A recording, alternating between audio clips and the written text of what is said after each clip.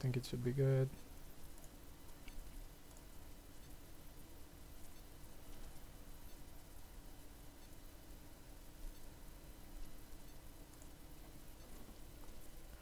Welcome everyone to the Toku Portal podcast. It's me Zero here with, Did it dedicate?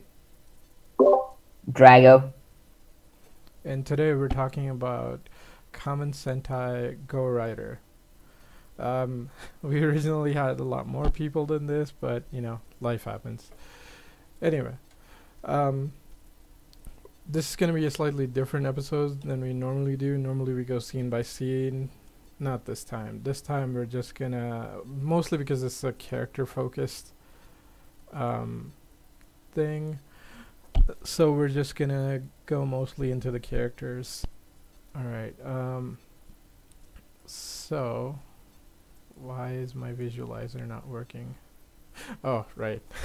Because I'm talking. Yeah. So normally our visualizer works properly, but my setup isn't picking me up. So please bear that in mind. It's not that this stream's frozen. It's just it's not working properly.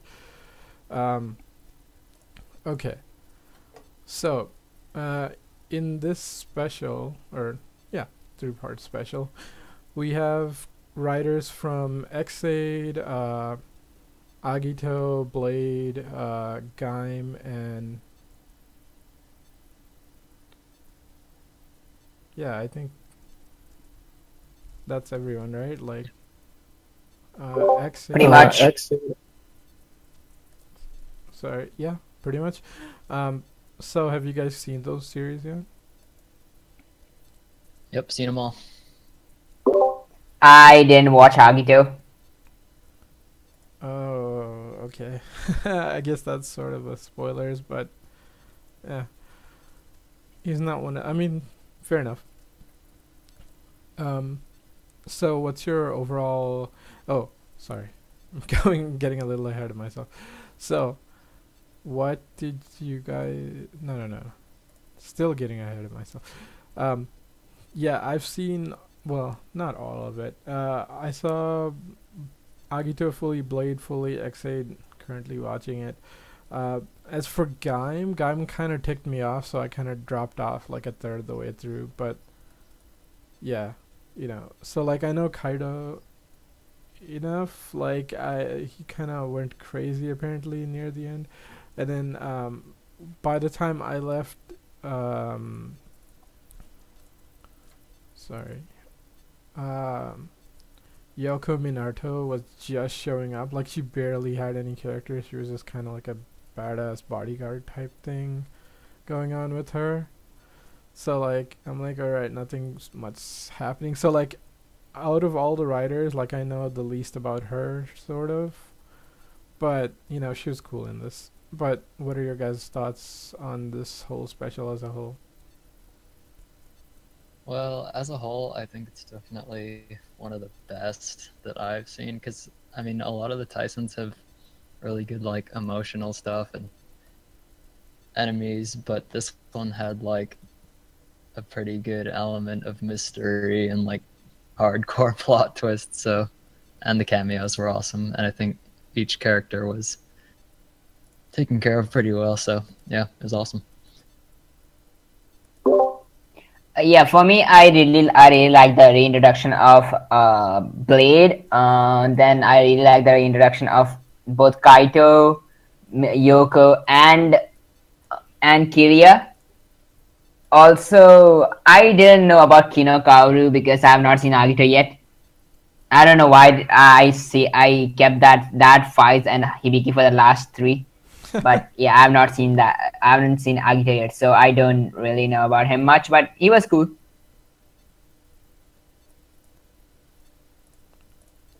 Uh,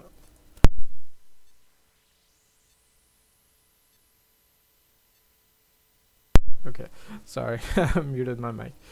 I think I had like the same type of effect um, with Yoko Minato because like yeah, she was pretty cool in this, but the thing is like I don't know that much about her. But whatever. Yeah, otherwise like as Decade said, this had a really interesting plot. Like at first, I thought it had like plot holes because I'm like, why is Blade here? And that's kind of weird. But like, um, as this special goes on, it kind of points out like, no, that's not a plot hole. That's an actual plot point. It's like this Blade is weird. He shouldn't be here. So that's pretty interesting. Okay. I guess we should just get into characters because let's save the X8 ones for last because they're sort of the plot. Um, all right. I guess we should go oldest to newest. Um, Kaoru Kino. Another Agito. What did you guys think of him, and what did you think of him in this special? Uh, in Agito, he was a pretty great character. I mean, at first he's like one of the most hostile people, but then he eventually becomes pretty cool, and he saves Agito's life. Um, in the special, yeah, you could definitely tell he's aged, but it was awesome seeing that suit in like 1080p. Pretty badass. I mean, that's one of the weird things is like, yeah, looking at the picture of him and seeing him in the special, like, yeah, it seems he aged, but like, I hadn't watched Agito in a bit, so I'm like, oh, he looks the least aged, and that's not true. It's like the Gaim characters are the least aged, but that's because it's only been a couple years. But like, as opposed to like when Blade shows up, and I'm like, wait, who the fuck are you? And it's like, alright. The weird thing is like, okay, I'll save it for when we get to his part. Drago, what did you think of this character? Wait, Kino was a pretty hostile character in this the first part of the. He was the most skeptical about Emu, and he didn't trust anyone in that area at that moment of time. And he was also the most hostile in the series itself. Aside from even Kaito was hostile towards all of the people. Yeah, and he did get fun later on. I did enjoy him. I just can't wait to just go and watch Agito once I'm done with Fies, and I can't wait to be done with Fies. What, not feeling Fies? It's depressing. Yeah, actually, I really like Fies, but whatever. As for why he kind of started off as a bad guy and like super hostile, I think that's just a homage to his like character in Agito. Because that's sort of how he starts out, and then he becomes like a good guy later on. Um, yeah, because Agito has like three main writers, and he's the fourth one. Oh, hey, Saracenian. Okay, whatever. Um, okay. Yeah, join if you want. Oh, okay.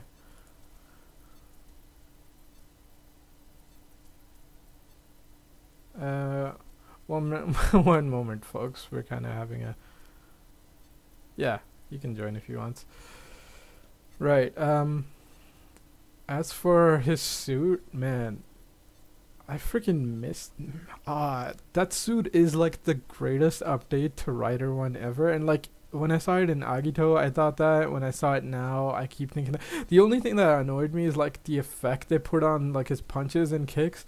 It's like that green glow. I'm like, the glow is fine. It's just too light to go on that suit. It needs to be a little darker. But other than that, like, did you guys have any thoughts on the suit, Drago? Because this is probably your first time seeing it in action, right?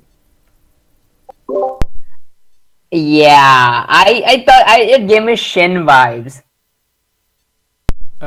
Okay, so that's because you haven't watched Agito. Kamen Rider Gills is way more Shin than another Agito. Yeah, and also he had a cape, I guess. He looks a bit creepy. He I like that. Yeah, it's pretty interesting. I don't think he has a cape. It's like just the muffler. Oh, okay. Hello, Saracenian.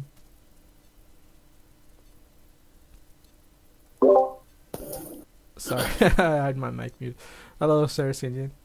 Hello. Hello. We just started. Sorry, I'm late. It's fine, man. Oh, Yeah, we just started. So, um, okay.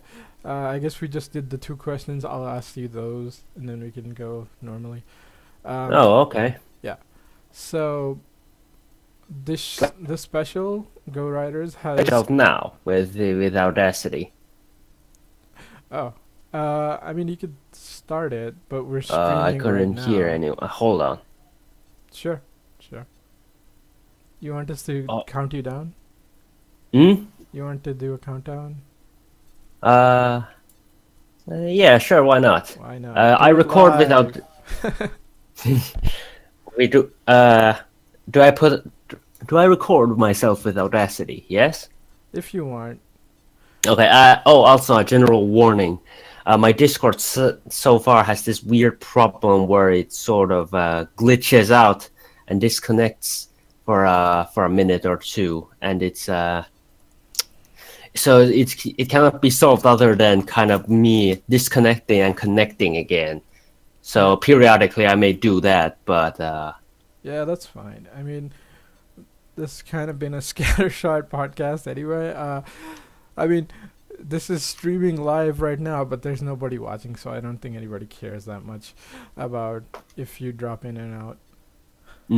all right, no, all right. I All right. apologize, but Let's just do the countdown. Okay, okay. everybody. I'm putting on record. In 3, 2, 1, mark Mm. again. Oh, right, 3, 2, 1, mark. Mark. Okay. It's in mine. It's in yours. That's good enough. Right. So this special has writers from one sec. From Xaid, Agito, Blade, and Gaim. Have you seen all those shows? Yeah, all but Xaid. Okay, I'm familiar with everyone else. that's good. And then what was the second question? Oh, right. What's your general thoughts on this special? All right, so last time when I was here, we talked about the Oja special, and if you guys remember that, I was pretty negative on the whole thing, and did not leave me a good impression about, well, Xaid, or I guess Modern Rider in general. So I wasn't really looking forward to this at all. And then I watched it, and well, my impression generally is like, see, now this is how you should do it, because I feel like this was a real positive surprise for me, that this is what kind of the older special should have aimed for, which is kind of be this more an oddball but kind of this spin-off that was aiming to tell this story that I think is fundamentally meant to be kind of fan servicey, but it's also like a really without the sacrifice of the general quality of anything, because this one is actually like really surprisingly really well written, really well smartly thought out, and it has a really good mood and atmosphere that really I didn't expect to see in a lot of modern writer shows, or in modern writer in general, especially the spin-offs. And so yeah, there was, as I say, I was pretty satisfied. I was pretty happy after watching it. Yeah, I'd agree. The special did like a lot of good stuff. As for like the Brave special, I think like they just did not have the time to get actors for that, because for this is a tie-in to the Tyson movie, so this probably had a lot more budget. I mean, like Yeah. they had CGI in this. They clearly had more budget. Well, I mean, I wouldn't even say that's really that much, that it has that much of a budget, because it's like, I mean, most of it really is just like either recycled suits or just like just characters sitting in a room and talking about their current situation. So Yeah. unless that's kind of just, I guess that counts as big budget in Toei's I eyes, meant which like, you know how like randomly Shocker shows up? Like that takes like at least 20 suit actors, you know? oh yeah, I suppose. Yeah. And like they're shot in like an amusement park or whatever, so location shooting, so stuff like that. But yeah, this was surprisingly good. As for like, this is closer to X8 than the Brave special, but the only weird thing is like all the stuff that like X8 does, because he's like a genius gamer, so it fits for him. But like Kamen Rider Laser is right there, and with X8 around, X8 is doing what Laser would be doing, so Laser kind of has to stand there. But otherwise, pretty good. I think like, okay, this is weird because like the last episode, episode 33, is probably one of the slightly weaker episodes of X8, but like this whole past arc that's been going on has been really solid. Like it might be as probably on par with the special or even better, so it's kind of so this is a better indication of X8. And then the next question is Kaoru Kino, or Kamen Rider Another Agito. What are your thoughts on him in Agito and in this special?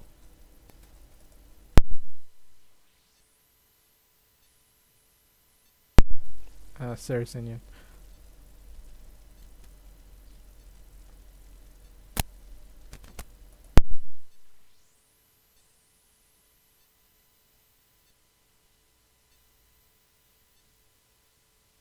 all right. Can you hear me now? Yeah, I can hear you. That's when I meant that there's that kind of thing going on. But yeah. Anyway, but yeah, my thoughts on Agito and Another Agito. I was actually just more surprised by the fact that they even managed to like salvage another Agito suit, because from what I heard, didn't that get lost or destroyed like a while ago, long time ago, during like before Decade's time, right? I think that would be numbers like that. I think that would be gel suit. That's what I heard. That's why they use XC gels instead. I cannot hear anyone else. Sorry. Okay, I think Drago's saying maybe it was the... I can't hear anyone. Hold on a moment. Okay, sure, take your time.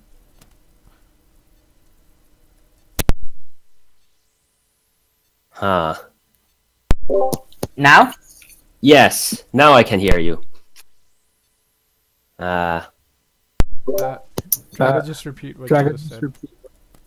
No, what I've heard is that it was Exceed. It was done. A base suit of gels was the one that got lost, and that's why they have been using Exceed gels instead. So Another Agito was safe all along.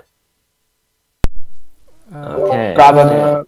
Probably. I mean, like, there's no guarantee that his suit wasn't damaged in some way, but who knows? Well, I mean, it has obviously been a while since they used it, but it's still really nice seeing Another Agito back, because I like Kino as a character. He was a really interesting anti-hero back in Agito, and Another Agito, the suit itself, I still maintain is probably one of the top best Kamen Rider suits just overall, and probably is like the closest we've ever had to the actual kind of delivering the actual idea of Kamen Rider being both this sort of hero, but also this monster in a sense. It doesn't sacrifice the rider look, but it also makes it more scary and frightening. And it's just really nice seeing it in action. Although, seeing Another Agito back, and also Blade to an extent, also makes is kind of a detriment in a way, because it kind of makes because like Another Agito, they kind of stand out ridiculously from all the mostly Neo Heisei riders. If you just have like Blade and another Akito, and then you have these neon rainbow goblins with their weird noisy belts and shit, and it's like, okay, I don't know. Yeah, I mean, that's sort of okay. The real reason for that is because they're aiming a lot younger now in Rider and stuff. So like when Blade and Agito were a thing, like Rider was aimed at teenagers. Now it's a lot younger. It's mostly because of the population. Like, I mean, like the younger, like there's less kids now. Right, basically that. And there's a lot of reasons. Like Take put up an interesting article like this week, and it's basically mostly like the way Japan is set up with its whole like salaryman culture and all this shit. It's basically like they're having the younger generation work more and more, and so they have less time, and so like even the ones who can have kids are choosing not to have kids because they just don't have time to spend with their kids. And so like we're having way less. I mean, plus like as decades go by, like the entire planet is having less kids because more of them survive, so you need less of them. Um, so yeah, it's a lot of weird stuff that's causing Rider to become more like childish, or just in appearances anyway, not storylines. Um, it's because they had to sell the damn things to make money, and that's why like they had to put so many gimmicks into stuff. Like even Sentai now, because they got the formula down in Rider. Now they're trying to put it into Sentai, and that's why there's so many Q-Tama and shit. Um, as for Blade though, yeah, it's weird because like Blade is the first Rider with like the whole like a switching gimmick of like, oh, I get powered up by beating my monsters, and I insert this thing into my belt to get stronger or whatever. And like I think Blade did it the best, where it's just like, yeah, all right, it's a power up. I'm just gonna use it. There's no special like sound effect. There's no pause to zoom into the camera or any of that. I mean, mostly that's in Blade because like they didn't have the budget for the CGI and stuff. But I still think Blade pulled it off well because its fights are still really fluid. As for like suit designs, it's like, what are you gonna do? Some years you get good ones. Like technically, if you had like Wizard and like Coast and maybe even Drive show up, like they wouldn't look so out of place next to like Blade and those guys. Hold on a moment. Okay.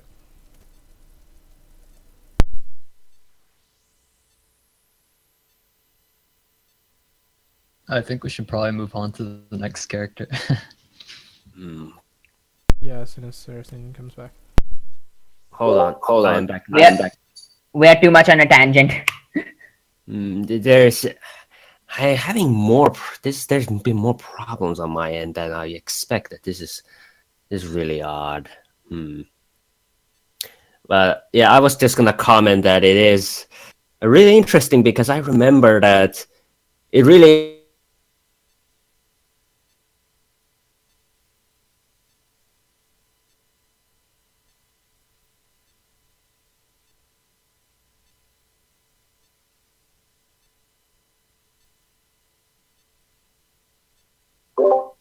Okay. Okay. Alright. Icy Dog 123 LOL, yeah. He says basically, yeah, that's why X8 theme is based off video games so they can sell it to kids more. I'm like, yeah, that's probably true. Like the doctor stuff is interesting enough. They didn't need to add the gaming stuff, but like I don't know, the show's pulling it off well. So like yeah, I mean, Gaim is probably the worst of Bandai just interfering because Gaim was supposed to be samurai breakdancers, and instead of Lockseed, it was supposed to be birds. And that's why there's a little bit of stuff still left out on their helmets and stuff.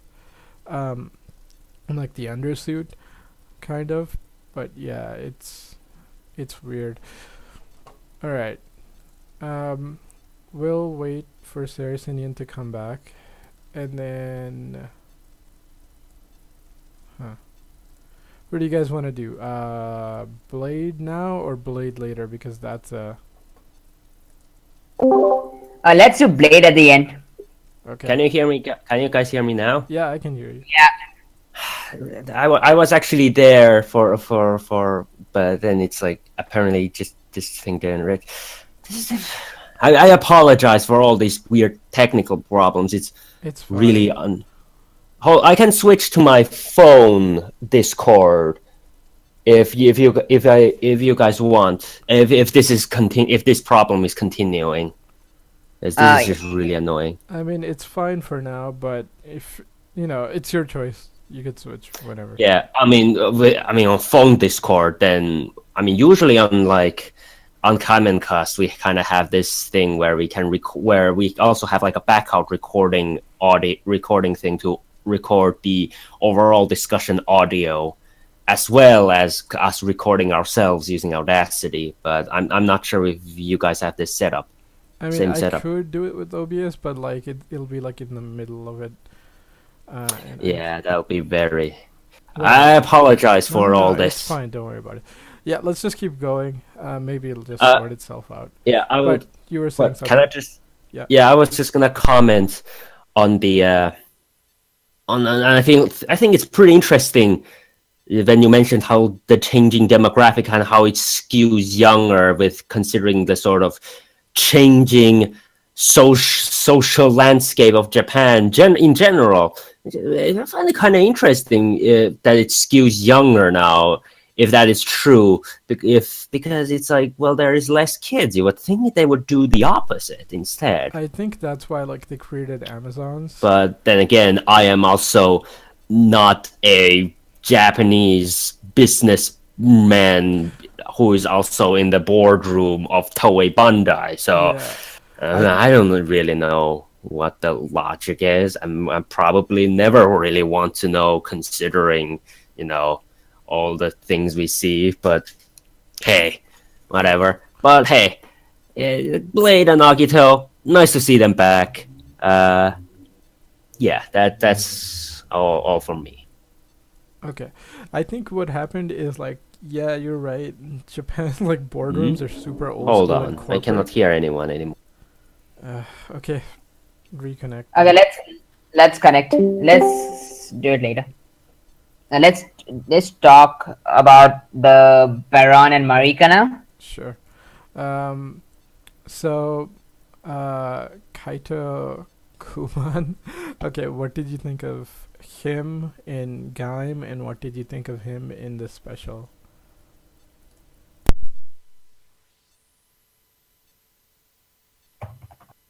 Decade. So what did I think of Baron and Gaim? Um,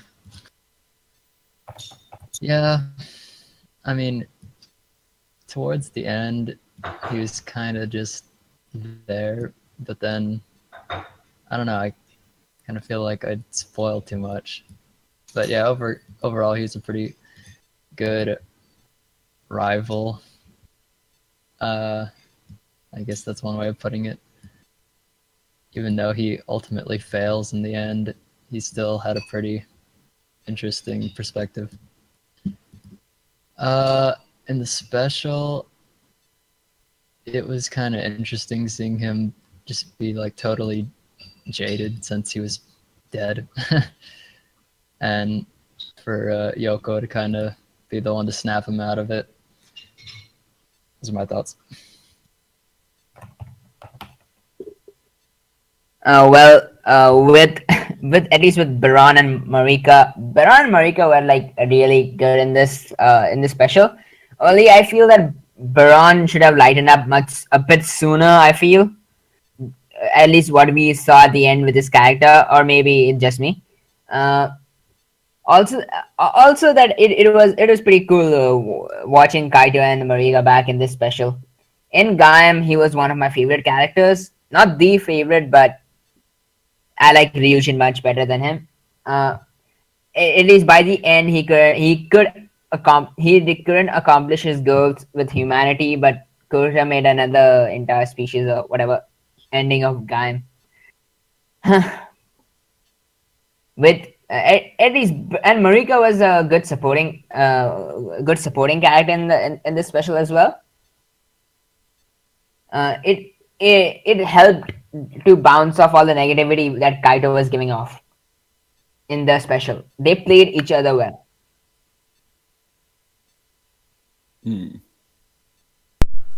Hello, Saracenian, you back? Yeah, I'm back.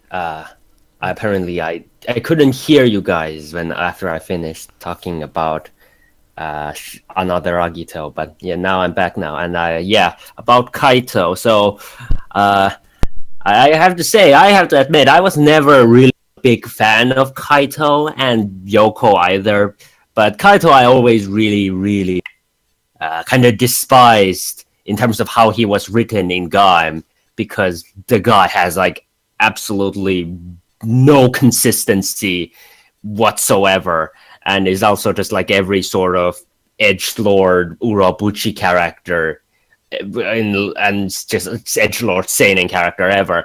This one I actually he was a pretty okay in this one actually, but I feel like Kaito overall in like anything that wasn't really written by Urabuchi has always been a lot more tolerable than in the show, mostly because there's consistency and actual sense.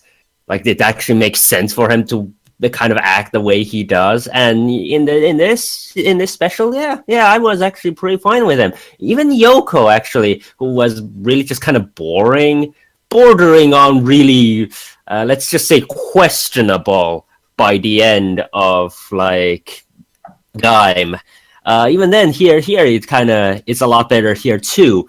In that mainly they actually kind of more, I think, emphasizes the idea that I think they were going for in Gaim, which is the sort of very samurai sort of warring states esque this lord retainer relationship, this Junchen relationship that I think is definitely what probably they were trying to do in Gaim, but given how Gaim by the end wasn't neither about dancing nor about samurais, and I'm still not sure what the hell Gaim ended up being about, that it's like it got just really confused and let's just say didn't come off as like that in the show. But here, yeah, we kind of see, here it's a little, we kind of see that much more, and it's a little stronger than that. And I really do like this sort of how they kind of give this clarity to these characters a lot more. Kind of this redemption. I guess it kind of works as like a redemption in a way, in just kind of not just literally in the story, but also I guess in the sort of meta fictional sense. Interesting. So since most of them, like Drago and Saracenian, went over Yoko also, Decade, what's your thoughts on Yoko Minato? My thoughts on Yoko Minato? Well, I mean Decade, but you guys already gave yours. I mean, you can go more if you want. I have nothing more to add. All right. Okay. I guess Decade's stepping away for a bit, but whatever. So. Right. Icy Dog 123 whatever. Uh, his thoughts are like he's only seen like this one episode. So he's saying Yoko's a good writer. It's not like his favorite character or anything, but as for Baron, it's just good to see him back. Right, my thoughts are for Baron. Like when I was watching Gaim, like I liked what he was originally. Like he was a good like anti-hero writer thing, because like he had a real simple thing of. All right, yeah, it's a simple thing. Like his character was straightforward and simple. It's like, all right, I just need power because in this world, because of what happened to him, like when he was a kid, that's what, like, if you want to live your life your way, you need power. So I'm gonna get power and I'm gonna live it my way. Like, he's not trying to be a hero. He's not trying to be an asshole. He's just like, right, to survive in this world, you have to have power to get what you want. And like I liked him at that part, but like later on, they just turned him into an asshole, and with no consistency. So I'm like, I don't give a rat's ass. I mean, like I only saw like a third of Gaim anyway, but like yeah. I mean, it didn't really get better by the end either. Yeah, that's what I was thinking. As for like Yoko, like when I was watching like episode 20 or whatever, she was barely starting to come in, and she was really one note. All she was like, she's good at fighting, and she kind of has a thing for Baron or whatever, and I'm like, alright, that's fine. But in the special, like, she's freaking great. I mean, okay, not great. She's good. I mean, she has more of a character here than arguably she really had in a lot of Gaim. Yeah, I mean, I kind like, it's annoying that they took like the female writer and then they added this female Sentai trope of like, you know, character in love or whatever. So I'm like, that's kind of annoying. But even with all that, it wasn't terrible, and she got to like do awesome stuff. So I was like, I kind of want to see more of this character, because this is not what she was like in Gaim. Because she clearly kind of has a thing for Kaito, but she also knows how to push his buttons and make him better. Like Baron and Minato like work really well together. Like they play off each other really well. In this anyway. So I was like, yeah, I could see more stuff with them because they have a really good dynamic in this special. And I really do like the idea that now it really they kind of made definitely here made it a little, because in the show it kind of came off as like, ooh, I just want to serve this strong man because, you know, gender roles, blah blah blah. Here it kind of more comes off as, like I said, more the sort of Lord Retainer sort of really classical, I guess, East Asian sort of character roles of this sort of, you have like this conqueror, this king, and then this like loyal, like talented sort of like state manager. I don't know how to really directly translate this in English. Yeah, I understand what you're saying. It makes sense. Yeah.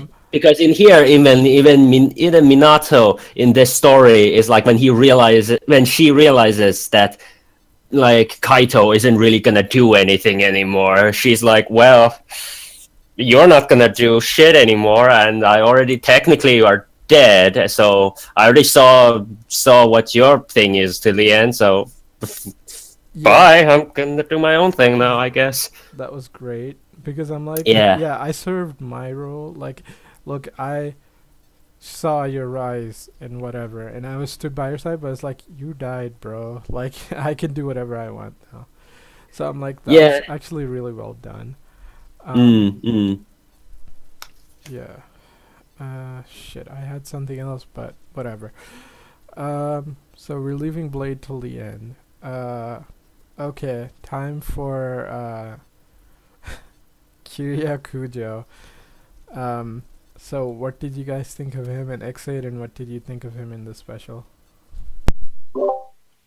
Kirya in the first half of X8 was the only character that actually made me watch X8. He was the only interesting character in at that time. Others were all like a mystery, or all felt like a one-note character, like one-dimensional characters in the beginning.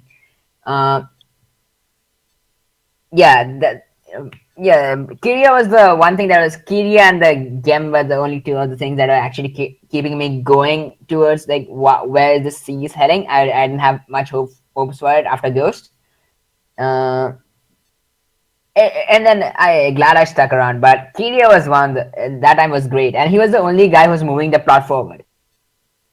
And sadly, the Christmas tragedy happened, I almost cried.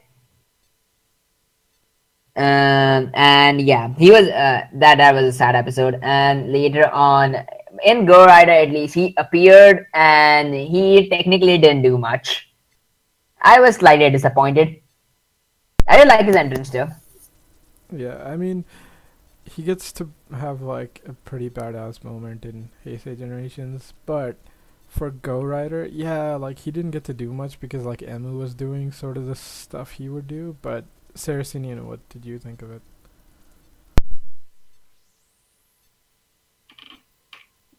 I guess Saracenian is off again. Decade. Yeah, I'm back. Can you guys hear me now? Yeah. Yeah, go Yeah. for it. Okay. All right. Saracenian, you So- go, and then Decade, you can go after. All right. So, like I said, I didn't watch. I don't watch X8, so I'm not really totally familiar with all this. Well, I know like the general gist of it. So, Kiri, yeah, like the laser, right? He was. Yeah. Yeah, laser. Yeah, he didn't really wasn't there to doing much, but honestly, I actually can kind of see him being pretty alright. Actually, I think he was actually pretty alright. He was pretty cool, actually. I can actually see why people seem to really like him as much as they do, because I believe he's like one of the fan favorites, right? Pretty much. Yeah, Mm. he Yeah. was the most favorite character, and they killed him. Those bastards. Oh. I mean, Well, I mean, if anybody shows up in this special, you know what happened to them. yeah. I mean, at least they killed off a character who has a character than just in like I don't know Gaim, where it's like, does anyone even remember what Hase is about? I don't know, but yeah. Oh, that reminded me of what I was gonna say. Okay, continue, then I'll come back to it. But yeah, no, Kiria, I actually was pretty alright. Like, I actually quite like his character. Seems like a pretty cool guy. Gives me kind of a vibes of like the who was the guy? Who was Kamen Rider? Yeah, Date Akira from like O's, and a little bit of like Nito from Wizard, Beast. Slightly less silly, intentionally sillier and goofy as Nito, but he's still, regardless, I got pretty good vibes from him, I think. Yeah, I mean, that's an interesting point about Nito and Date, because like there's literally a character who's sort of the Date. You know how Date is like the combat surgeon? Like, okay, when it cuts to like the outside world, and then you see like Brave is there, and then like Snipe is there. Snipe is basically a combat doctor also. I mean, he doesn't have Date's arc, but he's basically from the outside he looks sort of like the same character. Oh, Yeah. I see. Whereas Kiria is more like a detective type of doctor, so that's why I'm saying like in this special he was just standing around, but like if Emu wasn't there, the guy who would be doing what Emu's doing is Laser. So he's like House. Yeah, right? basically. Oh, Pretty much. that's cool. That's cool. I can get it. Okay, so X8 has like different kinds of doctors. Okay, that's a pretty cool idea. Yeah. Blackjack and House, Yeah, and yeah. like Basically, I mean, because he's a coroner, so he doesn't get to like actually work on patients that much. But if you took out all the treating the patient, but like going after the mystery of House, then yeah, he's House. Basically. okay, So that's pretty neat. yeah, like he's House. Not Laser. Snipe sort of looks like Blackjack, but it's kind of interesting. Yeah, he's basically kind of Blackjack. And then like Hero is like the brilliant surgeon thing, and basically that's what they all start out as, but they all have something else going on, so it's pretty interesting to see them develop. And speaking of like the main guy, Emu, Yeah. I also gotta say, I'm not quite sure about Emu though. He seems like in the story here, he's alright. Like I didn't hate him or anything, but he is kind of, I don't know. Like he kind of just reminds me of like early Kota, who is just like Shinosuke, who is Just also stumbling just through like. stuff. Sorry. Just Do you want stumbling me? through things, not really reacting until later on. That's what you mean? Yeah, exactly. Uh, just kind of, I don't know, just kind of like I don't know, really sheepish, and kind of which sheepish heroes is okay. Like there's nothing inherently wrong with that. Even just kind of inherently wrong with the sort of hero who is more reactive. That's not necessarily bad. Well, I guess it kind of is if the hero doesn't really pull their weight. It's kind of a problem in the storyline, but I don't know. It's just like it seems for me like the last 4 years of Neo Heisei of the recent shows have just kind of had this really same character type. I mean, he's really like Kota, who is really like Shinosuke whenever Shinosuke not written into like an Ubermensch, and who also is really like Takeru.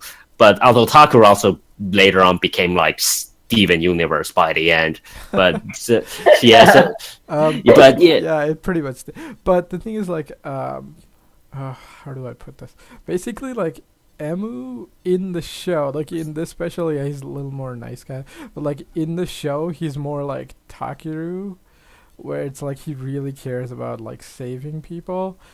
mm, But like, if you push him too far, like because he has sort of the genius gamer side too, mm. he might like kind of do something a little smartass, like use it against you to get his point Oh, across. So like he's not super nice, but like he's nice 80% of the time. But if you push him too yeah. far, he's gonna figure something out. All right. So he's like Like he's he'll nice, trick but has his you. limits. Yeah, he's nice. Like he'll trick you, or get to the blunt of it. Like So kind of like AG then, I suppose, yeah, because he's kind of AG. like AG. Oh, well, that's kind of that sounds cool, but wait, now it's like why couldn't we see more of that Emu in this one? I mean, that usually only happens if you like really threaten his patience, or like if you go after somebody really close to him, because Mm, otherwise he's like a really nice guy. mm. Because he's a like in this special he's an intern for like surgery, but like originally he was an intern for pediatrics, I think. So like Yeah. Oh, I see. he's working with like kids and stuff, so like he can't be that threatening. I suppose. I don't know. It's just well, I'm sure in the show I'm sure in the show he's better. But like in parts, but I don't know. I'm just like personally just from this special, I'm just like kind of just get this feeling of kind of like I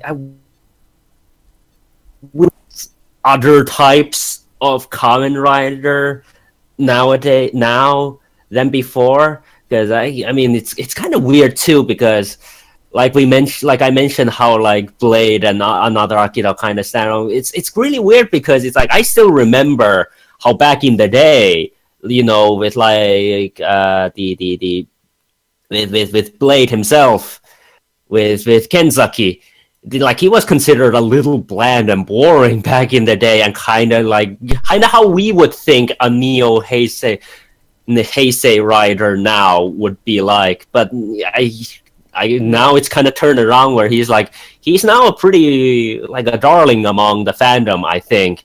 And now I the mean, when I was watching Blade, I just thought he was kind of a hardhead, which is weird. Because like I think the one that everybody forgets is Agito.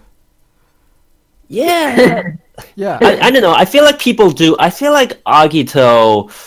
like everybody Uh, likes the show, they just forget that he exists. Actually, I think that's. Yeah, I guess so. I guess so. I mean, Agito. That there's like so many other characters. You have like. You have Gills and G3s and another Agitos, and it's like it has a lot of characters. So I guess in comparison, Shoichi would kind of just like get drowned out. But I think Shoichi in the show was pretty fine. I was pretty fine himself, and I'm pretty fine with Kenzaki too in the show. But I'm Yeah. just kind of, but yeah, back to the point. like what I was saying, which is kind of like I wish. I guess I wish we had like less Shinjis from Ryuki, and Shinji's fine. Like Oh, come on. Shinji's Shinji's great. no Shinji. No Shinji's fine. Like I'm not saying Shinji's bad or anything, but I'm just like I wish there was just more types of characters than just kind of do this one that we kind of have been doing for the last 40 years now. I don't think know. it's sort of like the Sentai Red problem of like there's only a certain variety, and then except Rider is a little different, whereas like Rider, it's like the main writer is just gonna be a nice guy, and then like all the secondaries get to have personality. I guess, I suppose, but I don't know. It's like I mean, there's like in X8 right now, there's like no, how many? Yeah, 6 writers running around. oh, Jesus. Yeah, I mean, if more people come back from the dead or something, we might have more. Who knows? Oh, jeez. But it's X8's handling it really well. Mm, But like yeah, it's kind of hard for us to separate Emu being like bland because we've seen like how much he's been through. But like as from the outside, yeah, in the special he's kind of just like the good guy writer. which don't get me wrong, does work okay within this special. Like there isn't like any like a he wasn't annoying me in any particular way. It's just like just a nagging feeling. It just kind of gives me that wish there was a little bit more to him, at least here. Just kind of overall. Yeah, fair enough. Decade. What were we talking about? But yeah, I'm. That's all. That's all from my end on these two characters. Okay. I think we gotta now go to Blade. No. Decade didn't get to say his about Minato and Laser. Oh no, Kota and no wait, Emo and Laser. Yeah, I was kind of gone for a while. No, I think he didn't. Whatever. Okay. Yeah, so- yeah, but you guys basically got everything on Minato. Okay. So I'm not gonna comment. But yeah, Laser was kind of just in the background. I mean, it was awesome seeing him, but Emma was really the mystery solver, I guess. But still, having him fight, and then on the final scene, it was still pretty damn real. So yeah, it was pretty interesting because most sort of Tyson things we just get like a random assortment of different riders, but like we had the Kaito Yoko thing going on, and then we had Emu being reunited with Kiria. So yeah, they definitely did a good job of giving this thing layers. Had so many layers. But yeah, those are my thoughts. Okay. Icy Dog 123 has a question. He's like, which writer show basically has more writers, like X8, Gaim, Kabuto? What do you guys think? Just in terms Or of Ryuki. numbers. Yeah, like just numbers. Uh, Because I didn't see like all of Gaim. Like Ryuki has 13, Kabuto has a lot, but I don't think it beats Ryuki. Yeah. So it's Ryuki and Gaim at the Ryuki has 15. Ryuki has 15. Okay, then it's probably Ryuki. Alternative and alternative 0 do count. Yeah. And then Wait, I Ryuki's thought it still had number- 13, but no, it has 13 because they left some out for the specials in the movie. Oh yeah. Yeah, That it would- only yeah, has 13. No, 12 because this one, what do you call it? Ryuga is in movie, Fem is in movie, We can count and those too. We can count them too. Yeah. and I forgot what is the camo equivalent of Ryuki. I don't remember. Verde. Yeah. So yeah, 15 or something. Yeah, like Ryuki still has the most, which is insane. Because like I keep thinking like Kabuto has a lot, then I remember I like don't know Ryuki- because Gaim had like a ton of additional movie riders Do they? and the special ones. Yeah, I Yeah, don't know. they do. And then with the what's Okay, oh, do crap, we what- count Zangetsu and Zangetsu Shin as one rider? yeah, exactly. Well, no. I'm talking about the spin-off movies, like the Baron and the Duke and Knuckle one.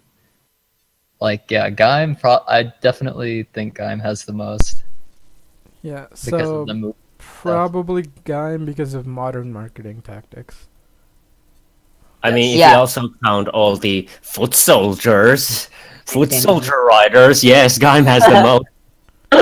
I mean, There we if we're go. doing no, we can't do that because that would count Faiza's movie, and that wins hands down. Holy shit! All right, yeah. Because we cannot do that. They will fill entire stadiums full of riot troopers. We cannot. Yeah, We cannot. there count we them. go. I mean, at one point that had the Guinness Book of World Records for the most like fans or something showing up like extras for a Tokusatsu movie or something. Like Oh that. yeah. Yeah, that was cool. I mean, especially because it was a contest to get in. Mm. Yeah, so that was pretty cool. I love how like at the end, in the credits, they had like all their names. That was so cool. Well, did it last for like 4 hours, like the Mighty Number 9 credit sequence? It did not last that long. No. What they did is they just stacked like all the names together, and then they spelt out "see you next time" or something like that. It was pretty cool. Oh. Yeah, it's yeah. Anyway, so that kind of reminded me of like Yoko. Alright, I think because Urobuchi was super hard trying to remake Ryuki and Faiz and stuff. Yeah, because the like Lucky Clover and Checkmate 4 and stuff. Basically, like the four big bads in Ryuki are kind of like a Faiz thing, or not Ryuki and Gaim. But like the rest of it is kind of Ryuki-ish, so it's a weird mix. But for Yoko, I think what they were trying to originally do is do the character of the female member of Lucky Clover, where she would kind of like just fake out or pretend to be interested in like the male members.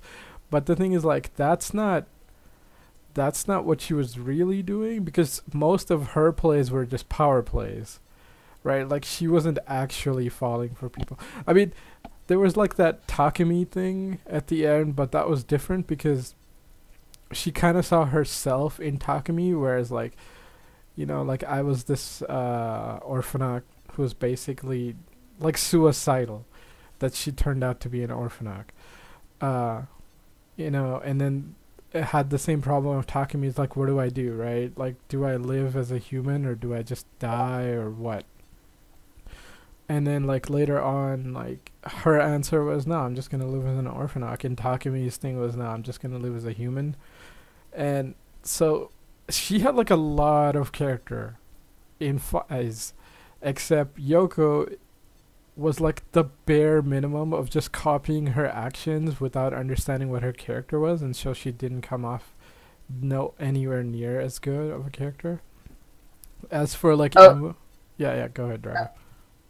Okay, Gaim has officially around 20 riders. Wow, that is insane. I mean, okay, does that include stage shows? Because if that's the case, No, thank God. no, it doesn't include stage shows. That's good Without the stage. because Ghost has like 100 icons, and and the reason why that Ghost movie has 100 icons and is against Alan's other brother is because he's the villain of the stage shows. Mm. And so yeah, that's the insanity there. Yeah, 20 riders, man. That's crazy. Right. Honestly, if you were to ask me, I am the kind of guy who is like, we only need a maximum of one optimally, and that's all we need. Maybe two, but one is the golden number. See, this is my Showa era Kuga sensibility speaking here. I know, right? I mean, like Wizard was going to be that, and then like Bandai is like, no, we're not doing that. Oh, You're gonna put in you're gonna put in Beast, and then you're gonna put in Mage, and then you're gonna put in the other two mages. But it's like, okay, can we actually use them? No, because Gaim is bringing back Rider versus Rider, so you can't even use them. It's like, what the fuck? It's so dumb. Like, I think Okay, that's sort of If what it- really disheartened the writer, because like they added Beast and like he had no interest in writing Beast. So most of Beast's plot points are written by the secondary writer. it really sounds like Wizard was really just this like behind the scenes nightmare. I mean, I we know, couldn't right? get Like the actor. Yeah, Koyomi wouldn't show up because her idol group was becoming huge, so they didn't have time to do the shooting for Wizard, and like she was the majority of the plot, right? Like, so Yeah. poor Yeah. Wizard. It could have been great. Yeah. At least it has. At least they saw through Wizards Haruto's character until the end, so that's they got that going for them. Yeah, I mean, Mhm. like, basically, Wizard in Magic Land is what Wizard could have been. You know, if everybody showed up and nobody fucked with them. But yeah, we can't get that. Can Oh we? yeah, that reminds me. Wizard has the most riders if you count all the mages because the entire planet is filled with mages. Yes. Magic. Oh, that's great. Because Anyway, because in Gaim, there's a maximum of 1 billion that they can do. Because that's all the drivers they can make. oh right, Right. But Wizard in Magic Land is the whole planet. there we go. That's Anyway, should we move on Yeah, to? I'm just gonna do my thoughts on Laser. Like in X8, like he was my favorite character. I mean, like the other characters, like unlike Drago, like I was okay with most of the other characters because I saw that like they were gonna go places. But yeah, Laser was definitely my favorite because like he was kind of the writer who like even though people didn't trust, he was still gonna do the right thing, and like he was kind of close. Like basically, he's Takumi, except a little more social. Oh, Yeah, that's cool. and more detective-y. So he's pretty cool. And he was great. In the special, he kind of just stands around. As for Emu, it's kind of nice to see like his genius gamer side out more because he is the one who figures out the mystery. So that was cool. But there's 2 major characters after this, but there's 3 minor characters. So let's just do those quick. 1 second, people.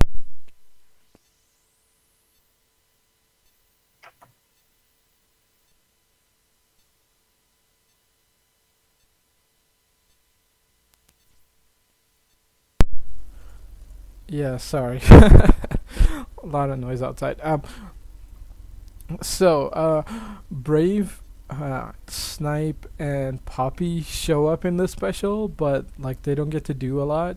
So, any thoughts about them before we get to the major 2 characters?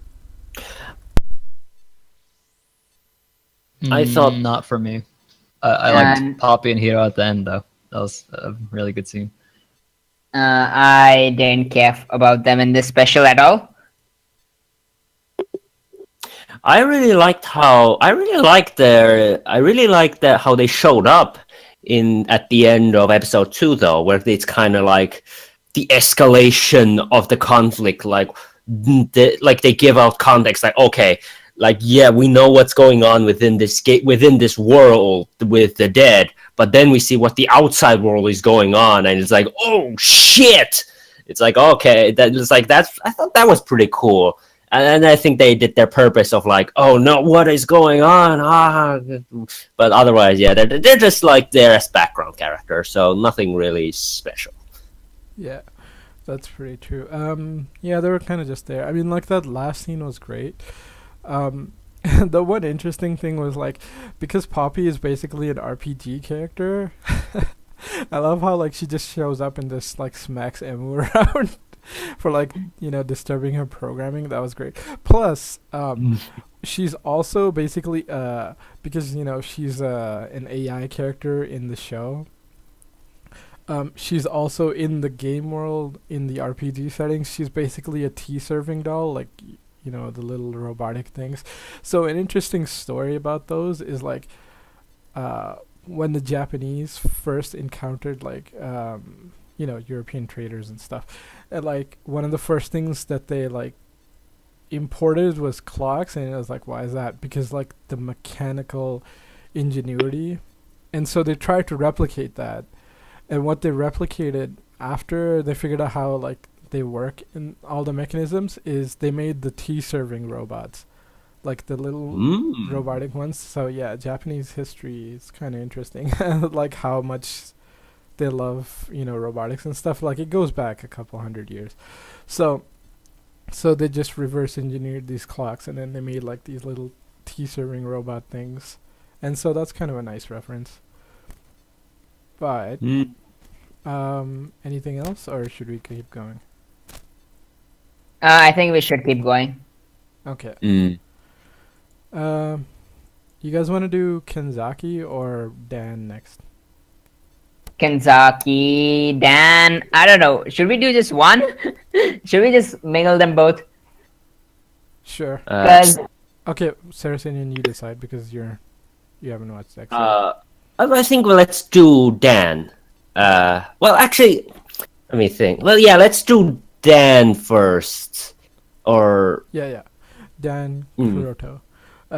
What did you guys think of Dan in this and in X8? I mean, I know Saracenian, you haven't seen X8, but thoughts. Well, yeah, go ahead. Decade. Yeah. Well, not gonna spoil Exade, but Dan is pretty great. Both of them. That's all I'm gonna say. In the special, so we don't find out that Kenzaki is actually Dan until the third episode, basically.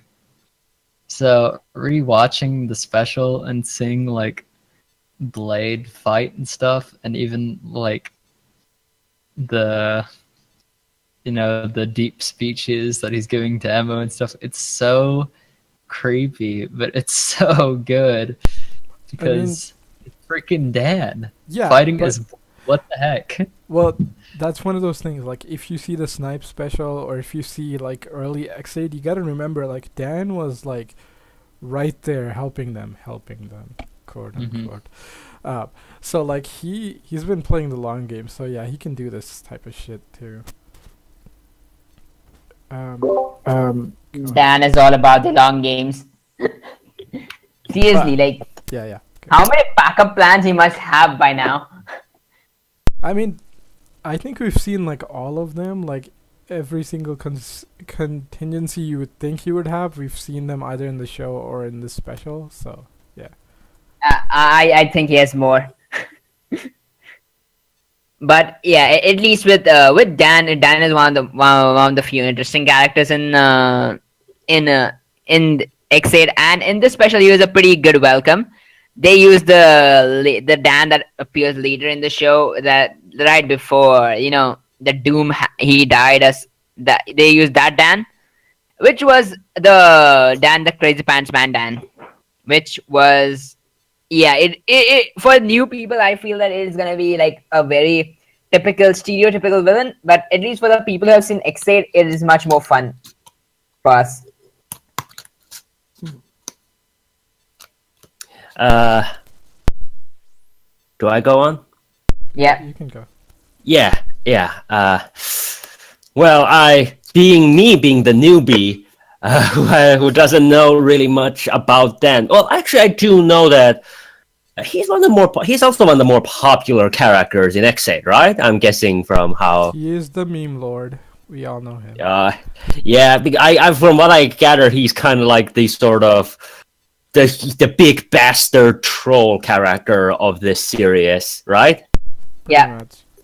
Yeah, I thought he was. I thought it was actually pretty entertaining. A sort of bad guy, not sort of bad guy I really see a lot in recent Kamen Rider. I feel like, or at least in this sort of way. And I thought it was pretty cool. Actually, well, he came up pretty cool. I thought. I really liked the way this story has written, where it's like this is like actually like a backup plan. Like this actually refers to how he is already dead in the show at around this point, and this is one of his plans to get back. And I thought that was a pretty an interesting idea. I thought it was a pretty interesting idea that isn't really big. I don't really see a lot in like a lot of these special spin-off specials doing sort of actually have like the character within the show who is dead, but then like, oh, I have a plan to come back to life, and this is gonna be this thing. And it's like, I feel like it's also good that this isn't like this particularly. I don't feel like it's something that it's like you won't technically really lose anything without watching this, I feel. But it's also like it's kind of just as a nice bonus. I don't know. I haven't watched X8, so I wouldn't really know how necessary this is to watch. Really. It's not. It's, Okay, good. It's not, but it sort of answers the question. It's like you would think with this crazy person, but this crazy brilliant person, like they would have a backup plan. Like, where's the backup? This is the backup plan. Okay. So it's like it's not necessary for the show, but it just kind of fills in that like, hey, if you ever had this question, this is what would happen Well, if we answered yeah. that question. He's I guess basically it is. Yeah, go ahead. It's better than just having a character background shoved in a spin-off media. That's for sure. Yeah. Like vital character information.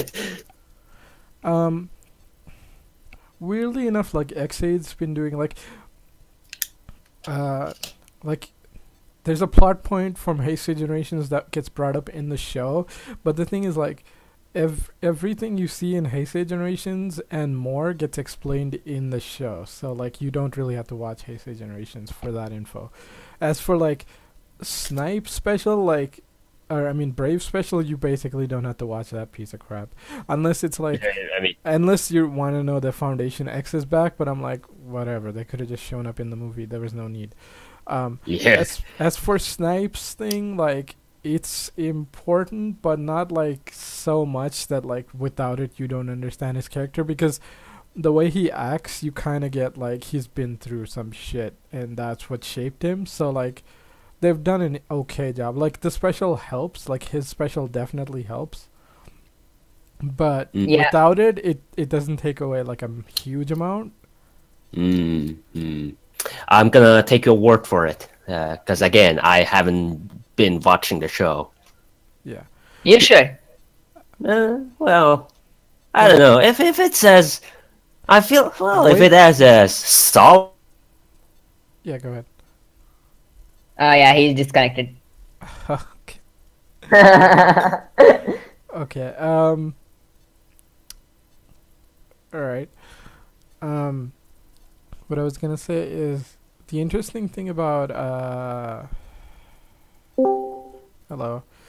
Okay. Did you have any- Where did I cut off?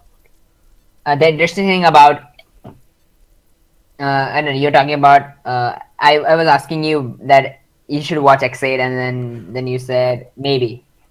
Yeah, maybe I was like, if it is as like cleverly written as I was saying, as this special is, like if it like it's just as solidly written and better, even better, and everything else, I may actually consider it. I mean, then the major hurdle really it's kind of, I guess, the aesthetic of it all, because the aesthetic of X8, I really, not something I really want to watch, honestly.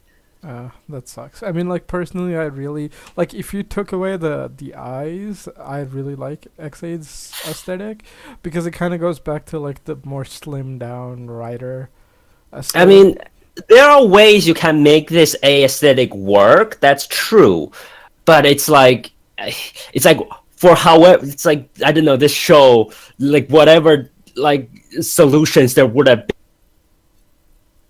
been, just avoided all of them. I think it's probably just the colors thing because like I don't really give two shits about color, so it doesn't affect me.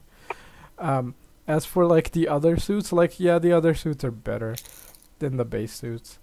Like definitely the villain suits are great. Like Dangerous Zombie was pretty nice. Dangerous Zombie is like the second best suit on the show. I would say third. Oh really? Okay. Yeah, it's up there. Like all the good villains get like really good suits. That's good. At least someone gets good suits in the show. I mean, like their power-up forms are pretty nice. Like the main riders, sort of. Oh, well, I don't know. I'm not digging the power-up form that shows up for X8 in this one. Okay, yeah. Okay, that thing is hideous, but what are you gonna do? Like Okay. it's cool, like it's hilarious at first, but then it's like, oh no, I have to watch more of this. Oh dear. I mean, the thing is like they get ways around. Like that suit has abilities, so like you can jump out it and use it remotely, like Art of Vajin style, and you'd still be like the same powered up thing. And like it has uses, but yeah, I don't like it. It's probably the worst suit on the show, that powered up form. Maximum Mighty X is the worst suit of the show. And basically everyone except X8 gets a better suit. Oh, okay. Well, I guess that's reassuring. The main hero. This kind of same thing happened with Drive too. Well, Drive wasn't like hideous for the most part, just kind of boring and not really Rider-esque. Yeah. I mean, Trideron was the best thing to come out of Drive. Like, I mean, for Drive, actually. I mean, it's fine. It's aesthetics. We shouldn't spend so much time on this, because it's personal. Depending, like for me, like yeah. That's true. Like a show will affect me, like tick me off with its aesthetic, but like it's not this. Like Gaim sorta annoyed me, but it wasn't terrible. Like Forze, I don't like the suits in Forze. It's mostly because like for me, you know how like you don't like Drive because it's so non-rider. For me, Forze looks like that. So which is, well, I don't know. I feel like there's enough in Forze where it's like I can still kind of reasonably see it as a rider. I mean, honestly, if you were to put this Forze, to me, if you were to put Forze next to like Rider 1 there, and it's like you probably were to say Forze looks more like a Kamen Rider than X8 would, like by miles. I don't like no competition, but I think again, this is kind of getting a lot of this sort of aesthetics and designs. Yeah, and weird. I mean, personally, I think X8 looks closer than Forze, but whatever, because the lines stuff.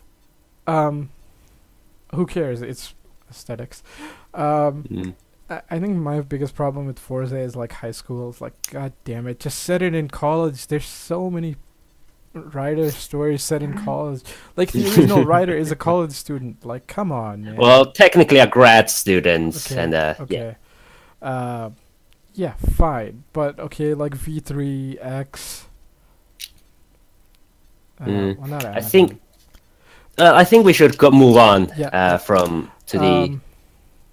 Yeah, as for Dan, like he's great in the show. He's sort of like this special shows like both parts of his personality, where he's crazy and he's brilliant. So like when he's just in the dangerous zombie suits, he's just a crazy person, sort of, or like he's very dangerous. But like when he's carrying out his plan, like he's super freaking like cynical as all hell, because like it's so hard to tell, right? Like it's hard to tell that this is like a person who's gonna fucking murder you. Because like he plays Blade so well for the most part, and that's sort of how Dan is. Like starting out, like you think he's on your side, and then like later on, like he goes more and more crazy because the writers keep stopping his plans. Yeah. I also love that like fisheye lens effect when he henshins, it goes crazy, and they just like zoom up into his face to make it look even more distorted. I'm like, it's a cute effect. Anyway, so last character time, Kenzaki. What did you guys think of him in Blade, and what did you think of him in the special? Decade. Yeah. In Blade, I don't know. I thought he was pretty great. I mean, at first, he's definitely like pretty emotional and hot-headed and stuff, and sometimes he's kind of weak in terms of his willpower. But like by episode 20 or something, he's kind of got his shit together, and he turns out to be a pretty great main rider. And the special, uh, I'm really glad that we got to see like what exactly the Joker power does, because I mean we kind of got hints at it in Blade and just seeing like everyone dead and all the buildings are turned to rubble and stuff, but his mere presence just completely destroys Dan's game world and pretty much foils his plan for the most part. So yeah, even though he didn't show up till the final episode, is pretty great. And in terms of him acting as Dan in episode 2, that was pretty great. He made a decent attempt to capture Dan's craziness. I feel that he made a better than decent attempt. He did capture Dan's craziness to me, according to me. But this one, what do you call it? Yeah, Kenzaki in the series was one at least in Blade. Everybody was solid. I did find Garen a bit off doing some parts. Yeah, but everybody else was great nonetheless throughout the series. I did like Garen is one of my favorite writers in Blade, but hey, I like all four of them. So in the end, like since I have recently seen Blade, like I finished Friday. I finished watching Blade on Friday, so I it's very fresh in my memory. Blade is one of my top 5 rider series right now, because that storytelling, the motorcycles, the use of motorcycles was great in that show, and even the characters themselves. Nobody got left out in the end. So yeah, so Blade was a really good series for me, and Kenzaki is one of my favorite characters. In the beginning, the actor also couldn't actually act. I wasn't adapted to the role of Kenzaki, so that also created some of an issues. And he also came off as an asshole sometimes. In the beginning 10 episodes at least, which was a pretty weak comparatively to the rest of the season. I did like Kenzaki a lot, and then he in the ending of Blade, that the way he had to give up his humanity for his friend, and he cannot meet anybody. He cannot meet his friend at all if he wants his friend to live. That is one of the greatest sacrifice at least someone could do in a Kamen Rider show. Blade has I still think one of the best endings in any Kamen Rider. I do agree. Yeah, I do agree. My thoughts. If you're done, are you done? I'm done. All right. I'm done. But yeah, my thoughts on Blade. Well, I am. I agree. I am with Drago here that I really like Blade as well. It is also one of my.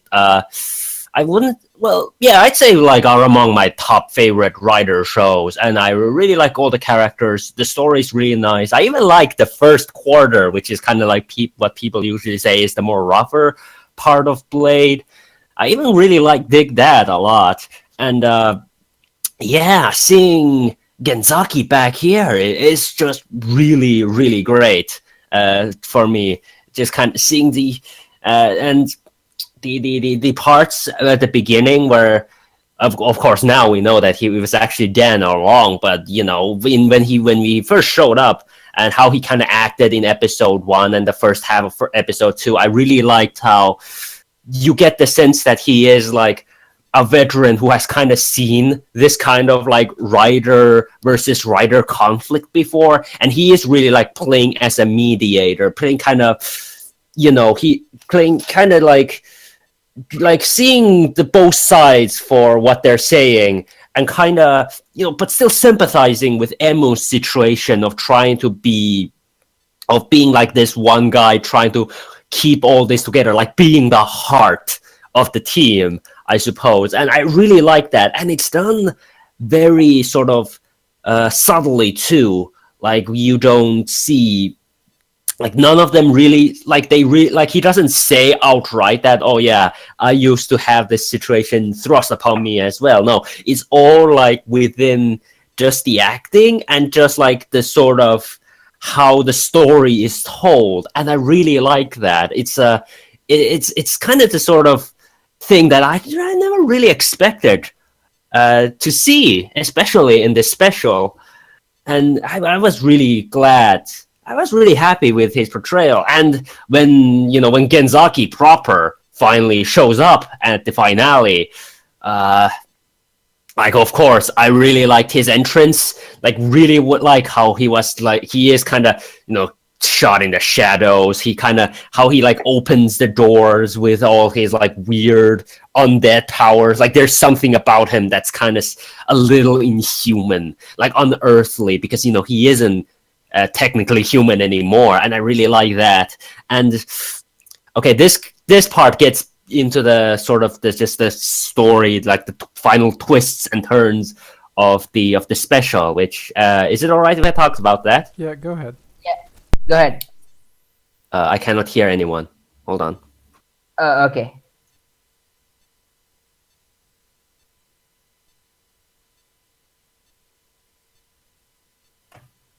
Yeah. Okay. But yeah.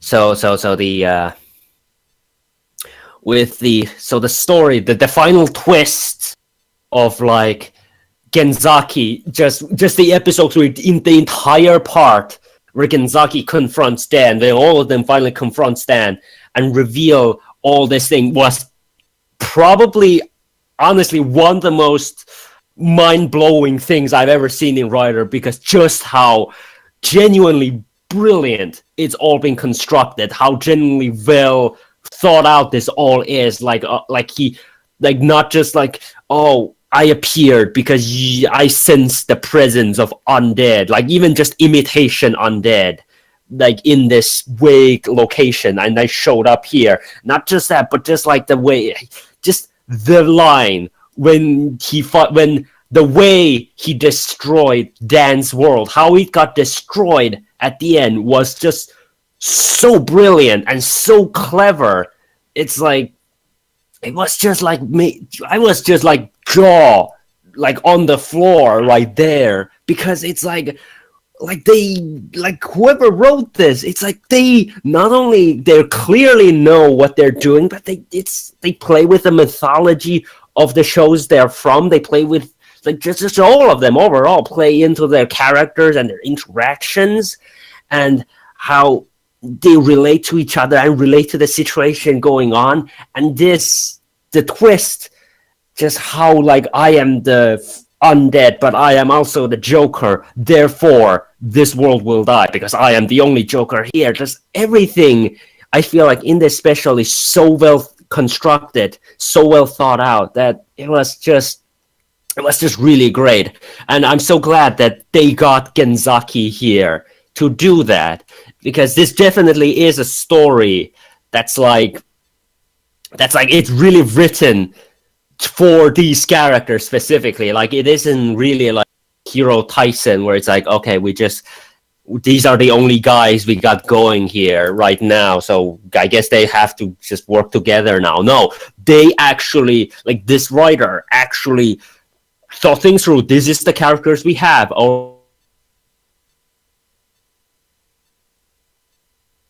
Yeah, you got cut out again. But just to add to that, what made another thing that made that moment so freaking epic Uh, was where The did I that. card. drop off? Oh wait, Hmm? you dropped off as it was. You're talking about how the entrance of Blade. Wait, just a few seconds ago, like it was so good. Where he end, like they're playing with Rider mythology and stuff. You're talking about that. Yeah, yeah. Yeah. Just like how they play, just like they wrote this story specifically for. It feels like they wrote this story specifically to play off like each of their characters' traits and the stories, the backstories they've lived through, they've come from, and it's really good. I mean, this is kind of. I feel like this is kind of like the gold standard now of how you really should be doing these sort of writer special, because this this is really good. It's just really good. Yeah, and pretty much when the cards were getting scattered, and then when Kenzaki catches his Joker card, that was one of the most coolest and the most epic scene I've ever seen. Yeah, isn't it? It's oh man, one of the top moments in modern writer. Really, it's so good. It's and I was genuinely amazed too.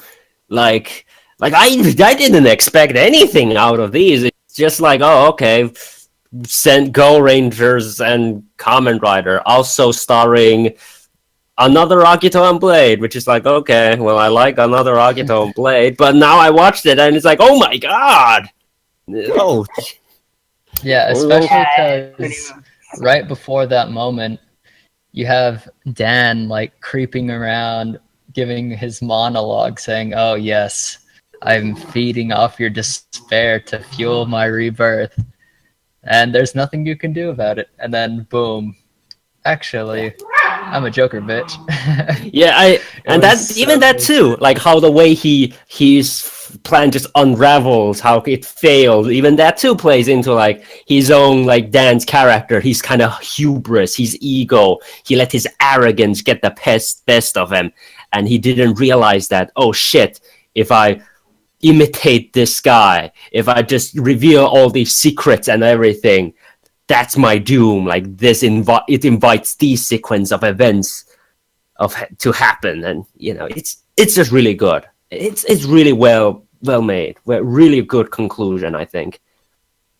Yeah, and yeah, but in the end, yeah, that was pretty good conclusion for at least for Kenzaki, and you could also see that how Kenzaki has become, like his rider counterpart from years ago in Blade, he has become much more older, a bit cold, and a bit. He also feels like he's not human anymore.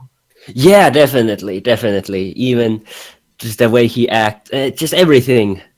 It's really well made. It's really well directed. Very well, good acting on his part, and what else? There is one thing that kind of disappointed me though a little bit, which is by the end, when they finally when Emu and Genzaki exit from like Dan's game world, it's like then he just Blades just disappeared again. Like we don't really get a conclusion with him, like not a final goodbye or something. It's like okay, kind of did the actor did the actor have to take an early leave or something? It's like that was kind of lame. Like you could have at least you could have even just had like the Blade and the final scene of Blade of just having that motorcycle track on the sand and hearing him ride off in the distance. Like even just that would have been fine, honestly. But it's like nothing.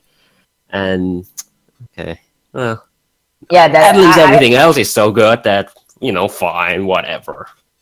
now Maybe anything he we comes back for the movie. I don't know. I don't think so. I think they just do a mindless clone for whatever they do for the Rider movies. I don't know. The one major problem I have with the Rider movies is that they just use a mindless clone instead of they don't play the actual Rider's personality. Mm. This one had the. I feel that in at least recently, I think Toei has realized the folly because of Heisei generations, which is great, and even Go Rider, which is also great. I have not seen the Tyson, but I think with these two things that they have actually managed to, instead of having like mindless clones of riders just appearing, having the actual characters appear and do their personality well.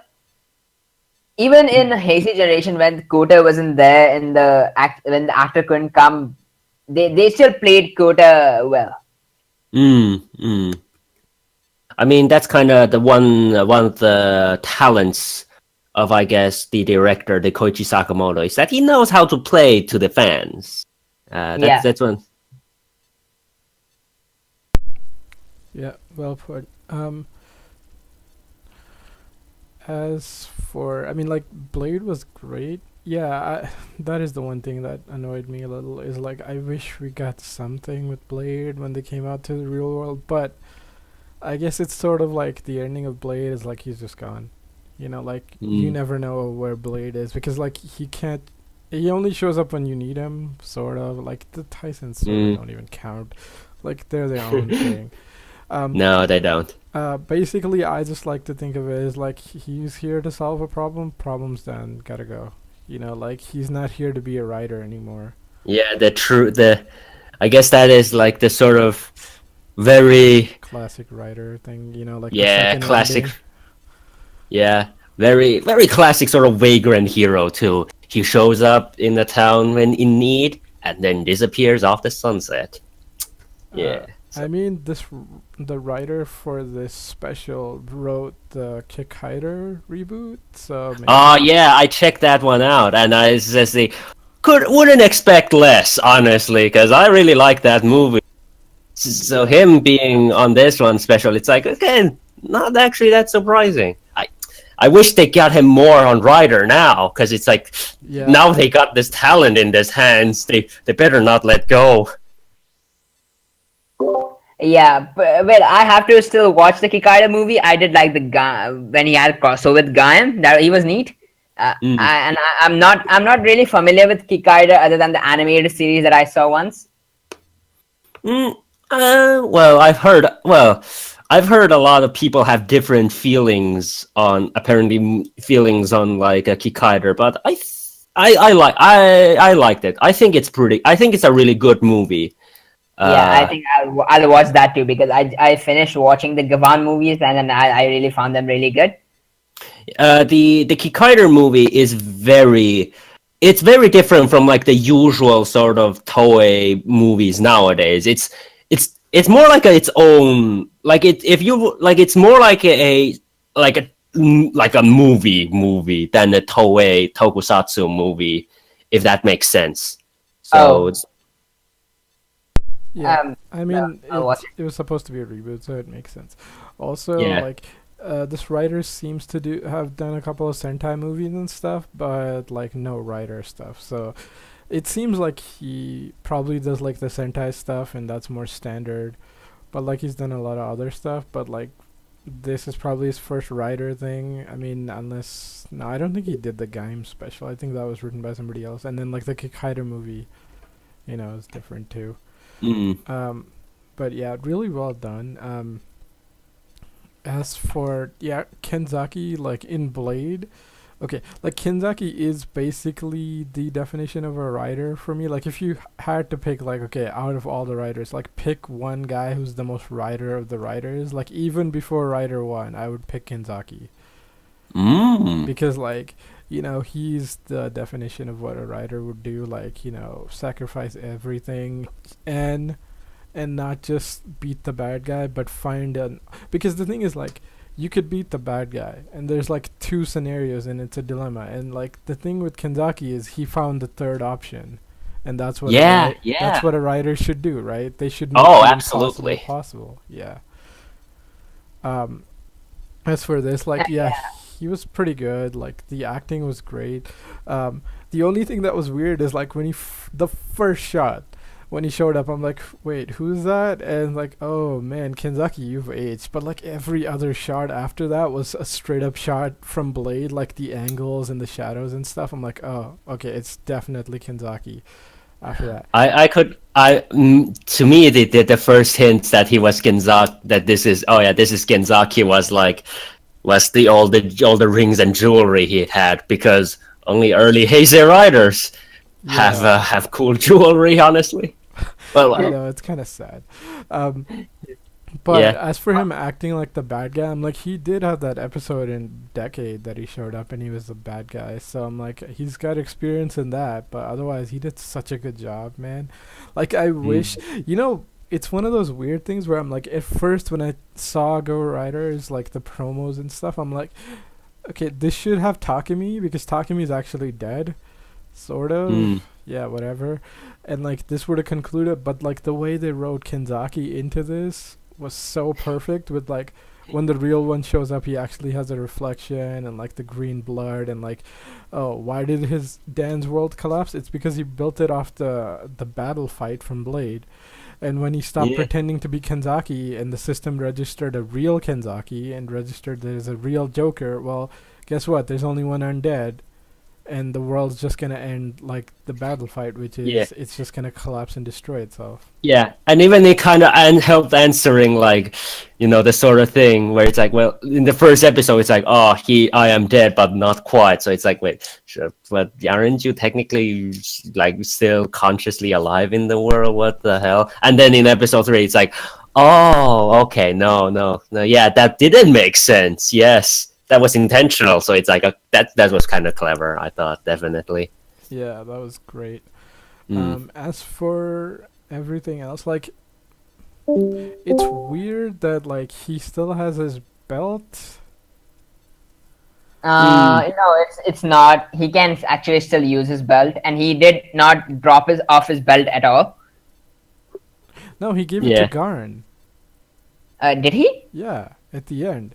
Because if it falls off, he turns into a Joker. He gives it to Garn. He's like, okay, Garn, your belt's destroyed. Use this, and now I'm gonna go. Oh Okay. wait. I feel that this is just like the powers of Joker or something, or maybe like Garn's blade as a belt got repaired and he picked it off somewhere or something like that. Yeah, it's one of those weird things where it's like you want to see Blade, but like technically, like I'm fine with him looking like Blade. Like he shouldn't have Blade's belt though, because I mean, Yeah. Yeah. I mean, I feel like this is one of those things where it's like, you don't need to. This is one of those aspects you don't really need to think too much about. I mean, for all we know, maybe there was like some Blade Returns 12 years later adventure that we haven't seen. I mean so, there was. It was in Kamen Rider 4. oh, there we go. I mean, they got like all the voice actors. I mean, like the actors voiced like all their characters because they're still friends. I mean, they didn't have time. Garn was there though. Yeah, and Garn was there. Like all the actors did the voices for their writers. I mean, that special is not great because it's like part 3 of Takumi's trilogy, but who cares? I mean, otherwise, like the Blade characters kind of got a little short. I mean, like they didn't get as much time as I wanted, but otherwise, yeah, it's still pretty cool. I mean, to be fair, like they might have just modified the Blade driver to stop rejecting the Joker system, so it's like it didn't automatically fall off. Because in yeah, in Missing Ace, right? Like, isn't one of the oh shit. Have you seen this yet, Drago? Yeah, I have. Okay. So in Missing Ace, isn't like the main writer Yeah, an he is. undead? And so his system Yeah. works fine. So maybe they just modified Blade's driver to do that. He's the albino Joker. The Glaive is also a Joker, so yeah, he did transform into the what do you call it, into Glaive. So yeah, pretty much. I guess they did modify. I think they modified the rider system. Okay. I guess we talked a lot. Any final thoughts? Well, from the first episode had a good mystery feel to it, and it was more. It was but it felt pretty. One complaint I have over the first episode, it felt long. Even if it was 30 episode, it felt a bit slow. But I get what they were building to. The second episode was great. You get to see more fights and you get to actually have some resolution. And the third one was it was great till the end, where like they in the end just became your normal standard hero beats the villain kind of thing, which is always appreciated. And it was a clever way to say goodbye to all these characters too. Blade, however, that ending that he didn't get, like he just disappeared after the game got over. That was a bit disappointing, but they gave us a solid spin-off. Okay, I forgot one more thing. This is the Go Rider special. We didn't talk about the Go Riders. What are your thoughts on that? And then do your final thoughts. I mean, if you haven't already. Yes, the Go Riders. I mean, Ghost kind of had like their roll call thing going on, but actually having like Kamen Riders do a roll call in these suits is pretty funny, especially with Kaito being Kaito red. being red is such nonsense. Yeah, it's pretty funny. It should have been Takumi, And, man. It would have made so much sense. But then the problem is then you would have to swap out Laser for Kaiza, and then like because we had to balance out an asshole for Kaito, and yeah. But I feel like Kaiser would be like, there would be too much asshole in one scene. I mean, like, I like that guy, but yeah, it'd be too much. It just be, I mean, if there's anyone to out asshole, then Kaiser is the only one. Kusaka is the only one who has a solid chance. I know, but then this would like the problem would then be like Blade would have no part in this. This would be like Takumi Part 4. You know, like even after he dies, we had to do a special for the second time. Oh my god. Yeah, that was pretty funny. At least with Go Rider, I didn't mind much because that, and then also the fact that the bazooka they used was some Super Sentai 199 thing, wasn't it? Yeah. I just saw an image of that. I'm like, whoa, that's a cool ass bazooka. Did they make that special? No, it's like it's a reference to a Sentai thing. Well, like I mean, at least they got something from Sentai because everything else is from itself. Saracenian, your thoughts on the Go Riders?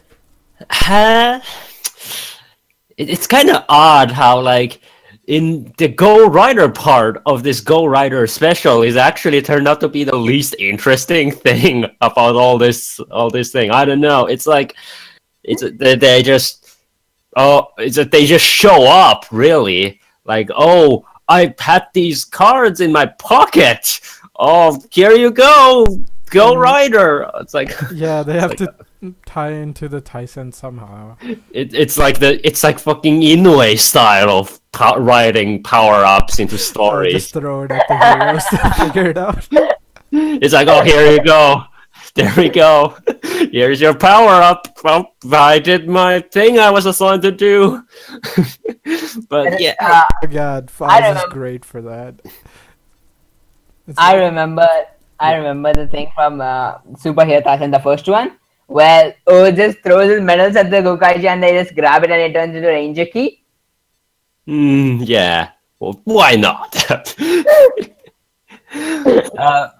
I mean, there's really nothing I can really say about the Go Riders, I guess, other than like, I mean, I guess I could mention the weird implications of mixing one of Ishinomori's personal favorite products, which is Kamen Rider, with one of his least favorite products, which is Super Sentai, and what that kind of says about Toei Bandai. But I mean, he probably didn't hate the. I guess he's dead, so who cares, right? Yeah, that's the sad truth.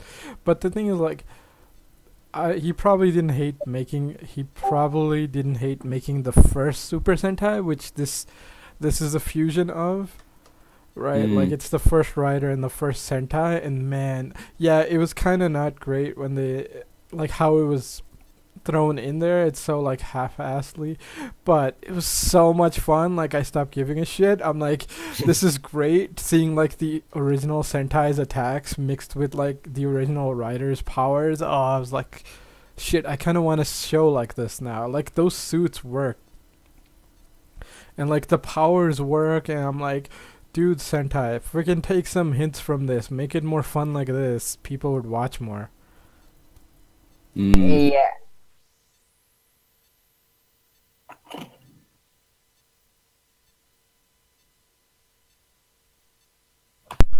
As for yeah, okay. Yeah, Go Riders were fun. I mean, they were kind of just thrown in there for the Titan and stuff. I was quite I was one thing surprised me though. I also had to say that's when they threw Kaito with this CGI Kaito as Go Red Raider. Yeah, the Go Rider Tower thing, which is like Yeah, a and reference it's to like the original.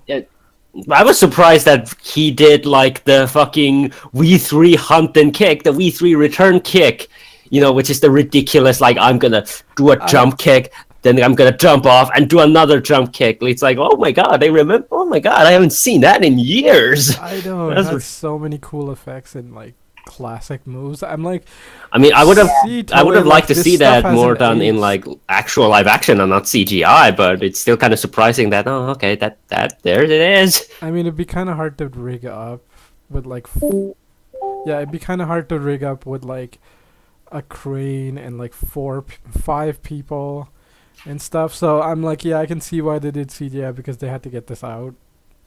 But Yeah. God, like the effects are so much fun. I'm like, we can still do this, like the old school stuff, and it'd be fine. Like because Megamax proved that. Like, Yeah. I think if Wizard had succeeded, Toei might have kind of gone back and thrown in more old school stuff. But because of what happened, they're so reluctant. Like it's the same reason why there's no Rider parody shows, even though there's a Sentai parody show. Is because Toei is so like afraid of going back to like the 90s when there were Rider parody shows, and like they're trying so hard not to remember that at all. Which is kind of a shame. Yeah, it's kind The of No, Wizard I- parodies I- are, like I- the funniest shit. Okay. Continue. Ricky. Decade. Could you repeat that? Yeah. Oh, sorry. I was just gonna say the Wizard parodies for like the Tyson and just the Wizard parodies in general were awesome. Oh, the one where like Mhm. Saber just shows up. I just saw like a like a image of that. I'm like, wait, what? This actually happened? Yeah, they're super troll. You should watch them. I'm still kind of disappointed there was no like Rider One, the sort of net movie parody special videos. That would have been really funny. Yo, maybe they would finally answer Rider One how Rider One got into that grave. Yeah. You know what Actually, I'm they could talking- have. Dude, Yeah, I know. Why- Holy shit, that would have been great. why is there no Deno goes back in time and fucks with time movie where they explain what Rider One did with that Nazi super weapon? Right? Yeah. Because like it's the ultimate like because most of those go back in times is like, oh no, Shocker won because they got this super weapon, right? I'm like, Yeah. except in the show, Rider One originally destroyed that. I'm like, put a movie right here showing what happened if Rider One didn't destroy it.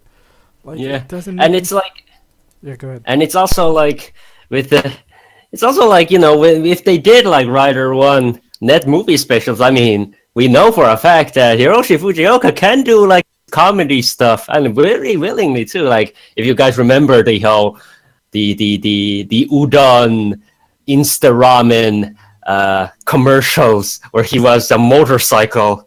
It's like guy has a sense of humor, so it's like it would have been amazing to kind of see those, but with him, I guess. He was. I guess he we was don't a- have those anymore. Those were the times. Yeah. He was also Segata Sanshiro Yes. at one point of time. Segata Sanshiro, the Sega mascot. Sega Saturn mascot. Yeah. I mean, he saved Sega from that missile and took it into the sun. Yeah, sacrificed himself for the future of Sega. Yeah, we. Why did we go to Segata Sanji? Oh wait, It's Hiroshi. fine, man. I could tie it back in. And you're like, oh no, you can't. I'm like, I sure can. All right. So he took it to the sun, right? And we're talking about parodies, right? How did Akiba Ranger end? Right? They're in the sun. Oh. Right? And then like, oh, Oh. why would we need them to ever come back? Guess who also is in the sun? The villain. Phoenix. Phoenix is there. Come on, man. Like, Akiba Ranger 2. Akiba Rangers versus Phoenix. With Sagata Shansuran as backup. Holy shit. That would be pretty funny. I mean, if there was anyone who could have fought like Super God Phoenix, it would have been Sakata Sanshiro. I know, right? It would have been perfect. Anyway, let's just do final thoughts. Decade. My final thoughts is that it's pretty awesome. Yeah, if they ever do anything to this effect again, I hope they do as good a job or just don't even bother. Because Yeah. you set a high standard. You set a damn high standard. High standard, yeah. Wait. So in this entire in this entire special thing, the good ones have been Chaser, Axel, and Eternal, and this is the fourth good one that we have got. I mean, Rider 4 was good, but it's not this good. Like, Heisei Generation beats it. Like, here's the thing. Megamax is good. Heisei Generations is better than Megamax. This is better than Kamen Rider 4. So, somehow, X8 beat two of the best damn things we've ever had. Yeah, exactly. Yeah. And also, that scene where they're punting the ball around and everyone's like, oh, give me the ball, give me the ball. That was pretty cute. I love that scene. And then he gets rejected and then he's like, nope, here's the ball, bro. Yay! That was awesome. Yeah, I can't believe Kaito is the one who actually passed to him. That's impressive. I mean, that's character development right there. They're nice. Yep, that's it. So do I go on my thoughts or? Yeah, you can go ahead. Drago, you go afterwards. Okay. Okay, so my thoughts definitely on this special was, just overall really positive. It was, again, a real surprise for me because I didn't really expect it to be as good as it is, really. Because like I said, probably indicated in the Brave Oja special, I feel like I'm much more negative on a lot of modern Rider things in general, which I admit, which is not really a good thing. I admit, because I prefer liking things over not liking things. But this really just like blew my mind. Like I said, like just like the mystery, the atmosphere, everything is like so well done. Like it gave me the characters. They brought back these characters. They wrote them well. They wrote their interactions really well and gave them really good conclusions. And just the whole thing with like I guess it gave me a lot of like 9990 Escape vibes too. Are any of you familiar with those games, the Zero Escape games? I played the first two. I need to play the last one. The last one isn't really that good, but the first two are really good. That's true. Yeah. But yeah, it gave me a lot of vibes of that, and which I really appreciate because I like the first two Zero Escape games a lot. And so yeah, it was really entertaining. At first it was a little odd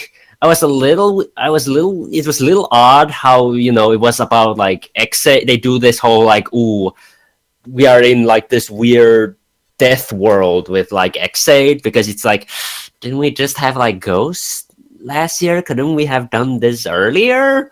But then again, I suppose Ghost also had like the more prestigious and prolific spin-off thing, Kamen Rider 1 movie. So it's like, well, this is kind of a trade-off here. And they did, at the end, they did make it more, have it make sense why they did this with Exate specifically. And it was pretty satisfying how they explained it.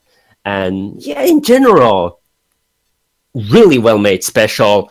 Really sets a high bar, like Decade said. Really sets a high bar that kind of also makes it that they probably won't be meeting this in terms of quality with these specials ever again. But at least we got this one. At least we got this out of it. And man, the writer, if they have any sense. And the director as well, actually. If Toei has any sense, they'll try to keep these two guys who made this special, and never let go, or let go periodically, so it doesn't become like a Toshiki Inoue thing where it's like you just burn him out so badly that Kiva happens. But it's like just get them to do more stuff with Kamen Rider, and it's like, and then I'll be happy. Yeah. Oh well, the current writer of Exade is also great at it. And about Toshiki Inoue writing Kiva, okay, I didn't mind the 1986 stuff was amazing. That's it has one of my favorite top two writers. Like the second favorite writer, that's Iksa of Otoya Kurena. He's one of my favorites, and it's great when they go back to the past. But the Wataru stuff is something I hate about Kiva. Oh, come on, man! It's not that bad. He's just a good I kid. I was just a general joke. I honestly don't have too much thoughts on Kiva. No, I mean, just I really like Kiva, but the thing is, like, Kiva is the first like Rider show I fully watched. But then again, I wasn't really into Rider. I was more into like Wataru and Otoya's dynamic, and that's what kind of got me through Kiva, and then I got like kind of hooked on. Well, that's not true. And then Decade happened, and I got real pissed off at fucking Kamen Rider. And then so I skipped out on Double, and then I watched O's, and I'm like, O's is super fun. O's is very fun. Yeah, and the thing is, I love the story about O's. Is like, dude, I remember how negative everybody was. Like, nobody was expecting it to be good. Like, especially like the old Rider fans are like, oh great, Bandai is going super gimmicky after the 2 damn memories. Now we got 3 coins. And like the Double fans are like, what's this? It's not serious like Double. Yeah, sure. And then like the general people who were kind of looking at this like, this is too kiddie, I don't want to get into this. And like the first episode dropped, dude, like 90% conversion rate. Like everybody's like, this is fucking amazing, watch this right now. And like O's is one of those like great old YouTube stories, just because it can't exist anymore, because like Toei will block the shit out of you if you upload anything about Rider onto YouTube now. Oh yeah. But back then, like, you could find like full episodes and stuff. Like once O started airing, Toei started cracking down real hard. But I remember that first episode, and like people were so like against it, and then by the end, everybody was so on board with that show. It's amazing. As for Kiva, yeah, like Kiva has problems, but like I really like Kiva because I'm a character person, and Kiva has like really good characters. As for like the writer stuff is kind of it's sort of just there, but everything else is great. No, I mean, as far as characters go, I found the 1986 characters way more interesting than the 2008 characters. I didn't like Wataru at all. I thought Nago was a good character in the beginning, but in the end he dropped off his whatever was good about him. Megumi was okay, and that's an other characters I didn't like much. Yeah, I mean, it's interesting. It's probably because like it's one of those things where I can't fully like measure it properly, because like, you know, it's my first Rider show. I mean, I rewatched it and it's still good, but as for Wataru, the way I see like the 1986 is it's a legacy hero thing, whereas like the 1986 guys were the first generation, and they're like these like pinnacles of heroes, and like the new generation has to kind of live up to them, and it's kind of like an interesting story about being a generational hero, where it's showing like you don't have to follow like what the first generation did. You could be your own person and you could fight for what you believe in, and that's all that matters. And it's like it's really good like character drama. It's not so great of a writer show, I think. And also the fucked up love triangle is fucked up. Which the future one or the past one? Okay, both actually. Yeah, I mean like the past one is like this doesn't need to be a love triangle, and the future one is great because it's not a good situation to be in if you're in love, I but know. it's good bit of writing where it's showing like Wataru, who's like just new to everything, and Taiga, who's just trying to do the right thing, which is like hold up the prestige of his like race, and like Miyu, who's just desperately trying to escape this situation and like trying to use anyway. So like it's really good character writing. Like I guess it's not super good to watch. I mean, for me, it's great. Yeah, I mean, as character writing goes, that was great. But they are like, as for the love triangles, were pretty messed up. At least in the old one was pretty much Yuri got cucked, and and in the new one, basically she's just straight up tells you, okay, you water, let's go out. She builds. No. I know what you're saying. She makes him a cake and says, "Have you killed your brother yet?" Yeah. Right? I know what you're saying, right? Like that part. Point, I was like, oh shit. Yeah. But for me, I'm like, oh, this is great. Not like this is terrible as a relationship, but it's really interesting as a piece of writing to see like how these different types of characters interact. Yeah, and also the fact, but one thing that I hated about Wataru was like, when after he travels back in time, he comes to the future, he suddenly becomes a badass. Well, he was always a badass. It's just like he finally realized for real, like from meeting his parents, that said, like, kid, just live your life. You don't have to carry the burden of this world. Like, you don't have to carry all this shit with you. And that's sort of what he finally understood. Like, go be your own person. So like instead of all this stuff weighing him down, he finally could be his own person and then like fully realize his potential. Okay, that's I didn't get from the show. So yeah, that's my problem. But when I saw Kiva last time, I was 14.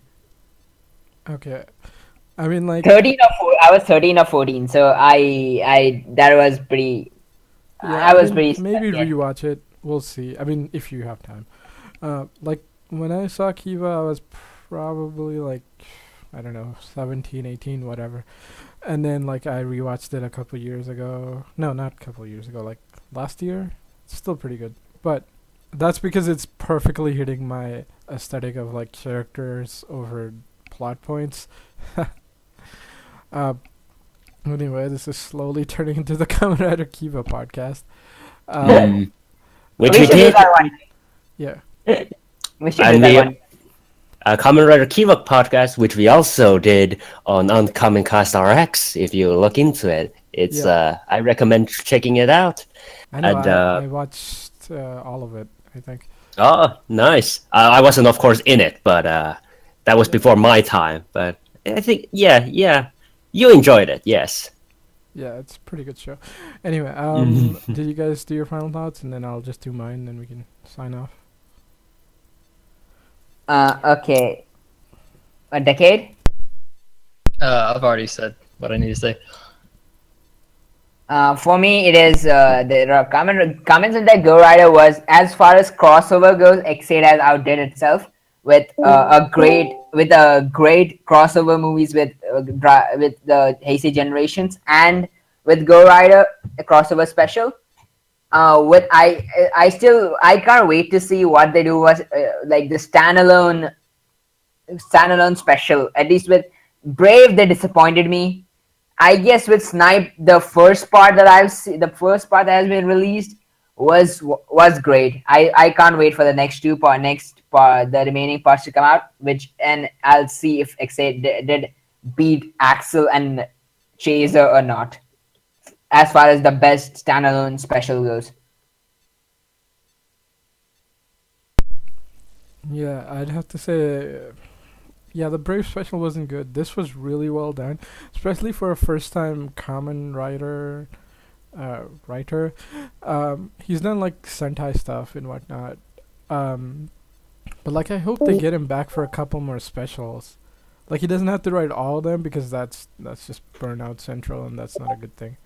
But I hope he can write at least a couple more because he did such a good job. And like, I hope Toei takes notice because like, this is kind of what we want, is like, yes, actual characters interacting instead of just the suits, because that's gotten so done to that with the Tyson movies, Mm. right? Like, I even hope. yeah, go ahead. I even hope he kind of gets more to do, be writing episodes on the Kamen Rider proper. Yeah, I was gonna say that. But with at least I feel that Toei, ever since the Heisei Rider versus Showa Rider, Toei has been getting better with crossovers. Yeah, yeah. I mean, the Kamen Rider 1 crossover, I mean, that was the. Well, I mean, in terms of everything, was a lot better than Showa versus Heisei, so. Yeah, yeah. Since I think that was really the starting point where they figured out that you can't actually do this giant crossover with empty suits. This one, at least, like some of the characters were there. They kept the personality, they kept the characteristics. But with the later, I didn't like the plot as much, but it's okay. With the Kamen Rider 3, they introduced a lot more riders, and it was an alternate timeline. So you got to see how well these guys have acted, and how it was a well enough written story. And now with the other specials that we have gotten since then also have been pretty good. Yeah, I mean, with hopefully because of Heisei Generations and this, Toei finally gets it through their head that we want this type of crossovers, but we can only hope. As for the special, yeah, it was really good, man. Everything, freaking everything. Like, the only thing that was a little misstep was like how they introduced the GoRider powers, but like, that's a tie-in to the Tyson. Like, if they just fixed that somehow, it would have been perfect. Or if we had seen the Tyson first and then seen this, it would have been perfect too. Yeah, I mean, maybe, I don't know if this is supposed to be. I don't know if this is supposed to be before the Tyson or after the Tyson. So It definitely after the Tyson, because I heard that X8 gets the Go Rider powers in the Tyson. So okay. Yeah, that should be interesting at least. Yeah, so that's everything. Let's just sign off. Okay, Deku. Okay. Well, yeah. Thanks for listening, everyone. I am. Oh, can I sign off? Sure. yeah. Wait, hold on. There's something over here that I need to take care of. I'll be back. You guys do the sign off first. Good. Bye bye, everybody. I'm glad to be here. Okay.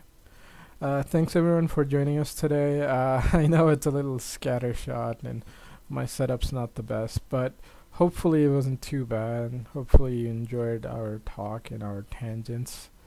And maybe we'll do a couple more of these sometime, but thanks for joining us. See you next time. I'm Cannibal Saracenian. Yeah, we might do Heisei Generations next time. I don't know. Yeah, probably. And stop, I guess.